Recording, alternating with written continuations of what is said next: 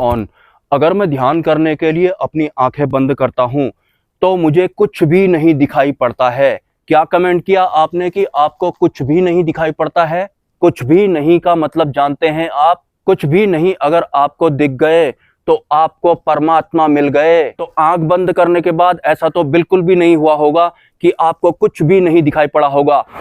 आपको एक चीज जरूर दिखाई पड़ी होगी और वो होगा अंधकार। लेकिन अंधकार को आप कुछ भी नहीं बोल सकते हैं।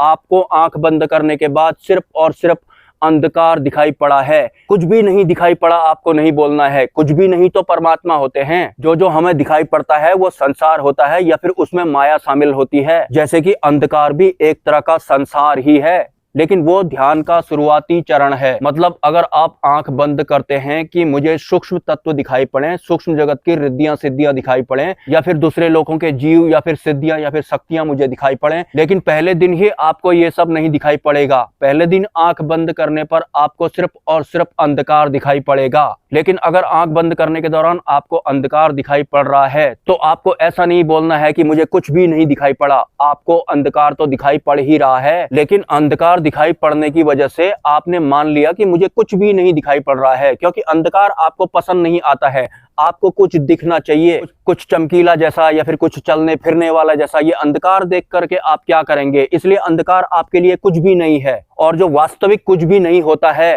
वो परमात्मा होते हैं। इस पृथ्वी लोक में या फिर इस पूरे ब्रह्मांड में जो नहीं है वही परमात्मा होते हैं। क्योंकि परमात्मा को हम शब्दों में परिभाषित नहीं कर सकते हैं, या फिर हम ऐसा नहीं बोल सकते हैं कि परमात्मा है या फिर नहीं है, क्योंकि ये एक सीमित शाब्दिक बोली है जिसका सहारा लेकर हम इस ब्रह्मांड को परिभाषित कर सकते हैं या फिर माया मार्ग को परिभाषित कर सकते हैं। लेकिन परमात्मा को हम परिभाषित नहीं कर सकते। लेकिन फिर भी उसे थोड़ा सरल करने के लिए हम परमात्मा को परमात्मा नाम से पुकारते हैं या फिर उनके बारे में कोई ज्ञान देने लगते हैं। बात करते हैं ध्यान के दौरान जो अंधकार आपको दिखाई पड़ा था उसके आगे को क्या होता है।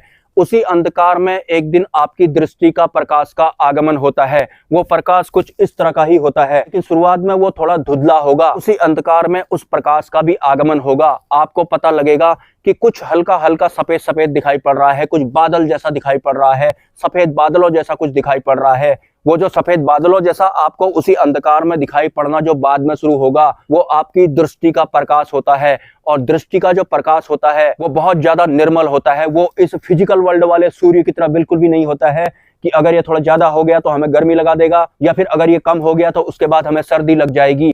हमारी जो दृष्टि का प्रकाश होता है वो भार रहित होता है। वास्तविकता बताऊं तो वो परमात्मा का प्रकाश होता है जो आपको अंधकार में दृश्य दिखाने का काम करता है।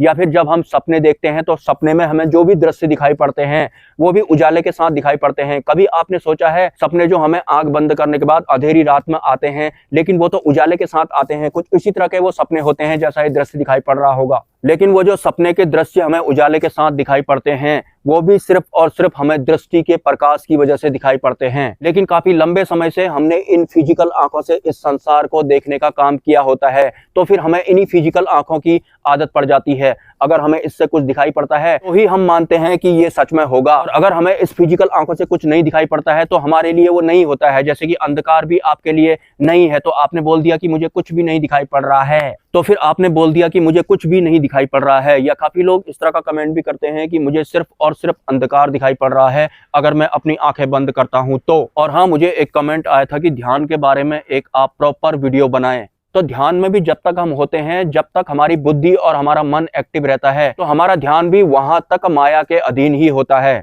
और माया आपको ऐसा नहीं ले लेना है कि कोई स्त्री नुमा कोई प्रारूप होगा। माया सिर्फ अकेली नहीं है, माया के साथ अनंत असंख्य सत्ताएं भी चलती हैं। मुख्यतः उसमें एक मेल भी है और एक फीमेल भी है, लेकिन वो वाला मेल या फिर वो वाला फीमेल नहीं है जिसका आप सोच रहे हैं या फिर जिसके बारे में आप जानने की कोशिश कर रहे हैं। वो एक गुप्त सत्ता है। लेकिन मोटा मोटा अगर आपको मैं बताऊं तो जिस भी इंसान ने माया, बुद्धि, मन, काम, क्रोध, लोभ, मोह, भय या फिर इस संसार से ऊपर उठने की कोशिश की, या फिर उसने आंतरिक यात्राएं करने की कोशिश की, तो माया के साथ जो दूसरी सत्ता है जो कि एक मेल है, वो उस साधक को तरह तरह से दंडित करना शुरू कर देता है।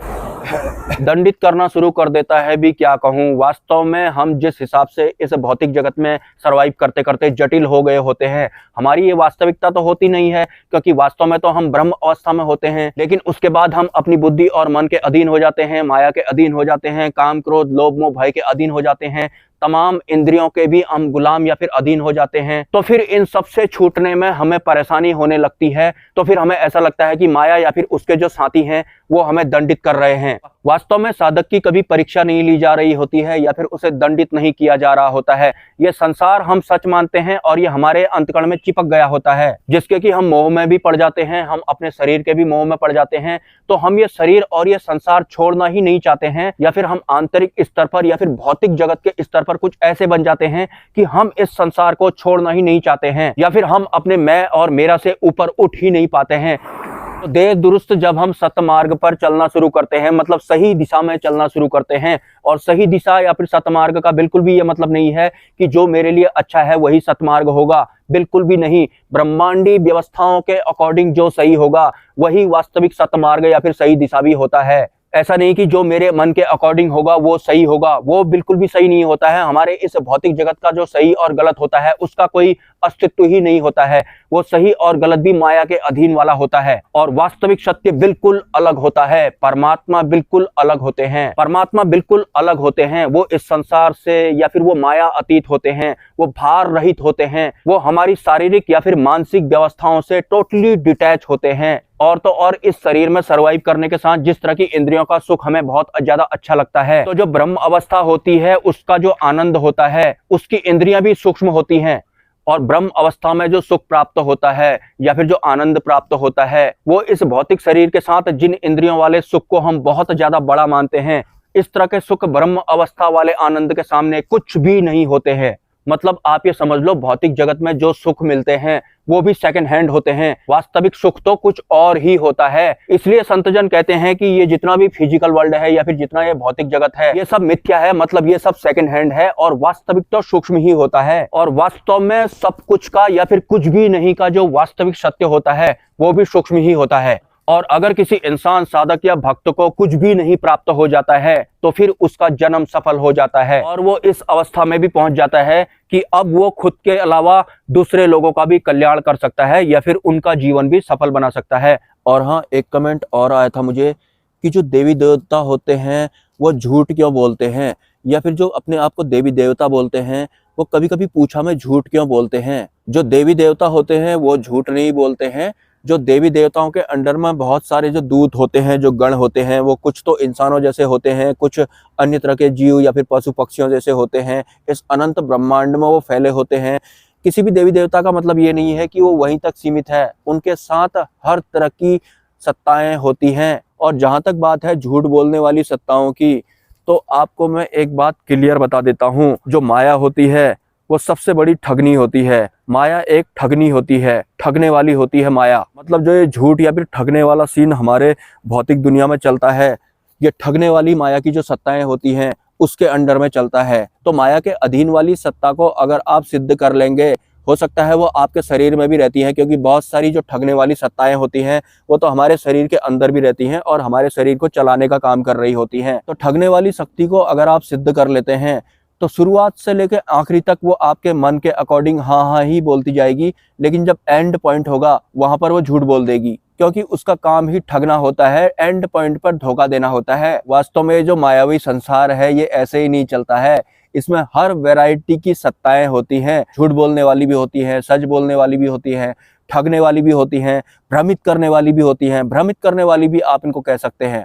भ्रमित करने वाली सत्ताएं मतलब जो इंसान लोभ या फिर लालच के अधीन होता है तो इस तरह की सत्ताएं उसे तुरंत अपने गिरफ्त में ले लेती हैं, क्योंकि वैसे ही उसके दिमाग में लोभ या फिर लालच भरा हुआ होता है। या फिर जो एक लॉयल साधक नहीं होता है, जो सिर्फ अपना ही अपना भला करना चाहता है, उस तरह के जो इंसान होते हैं ऐसे इंसान या फिर साधकों को भी ठगने वाली सत्ताएं आकर्षित कर लेती हैं और वो रूप बदल बदल कर आकर्षित करती हैं।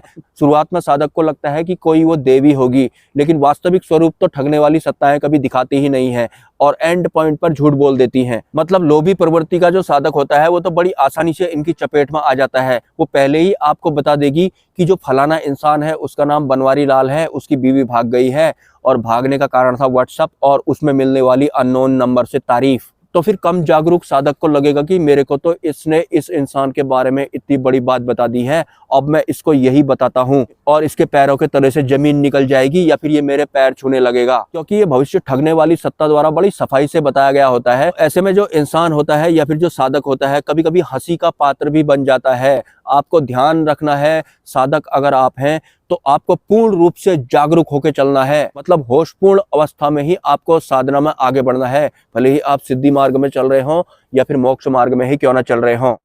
दोस्तों कुछ दिन से मेरी तबीयत ठीक नहीं है, तो वीडियो के कंटेंट में थोड़ा इधर उधर हो गया होगा, आप एडजस्ट कर लेना, क्योंकि कुछ दिनों से मुझे बहुत तेज बुखार है और मेरा वीडियो पोस्ट करने का मन ही नहीं करता है या फिर मेरी सामर्थ्य इतनी होती ही नहीं है कि मैं कोई वीडियो पोस्ट कर पाऊँ। तो 2-4 दिन पहले का या फिर 2-4 दिन बाद का वीडियो मिलाकर मैं एक वीडियो बना रहा हूँ, कुछ भी करके एडजस्ट करके, तो आप एडजस्ट कर लेना। आपको मेरी आवाज में काफी फर्क दिखाई दे रहा होगा। और हाँ, अगर आप सपोर्ट करना चाहते हैं तो मेरे मोबाइल नंबर पर या फिर मेरे QR कोड पर आप योगदान दे सकते हैं। अगर आप किसी तरह का सपोर्ट करना चाहते हैं तो आप मेरे मोबाइल नंबर पर या फिर QR कोड पर कर सकते हैं। मिलते हैं नेक्स्ट वीडियो में। नमस्कार।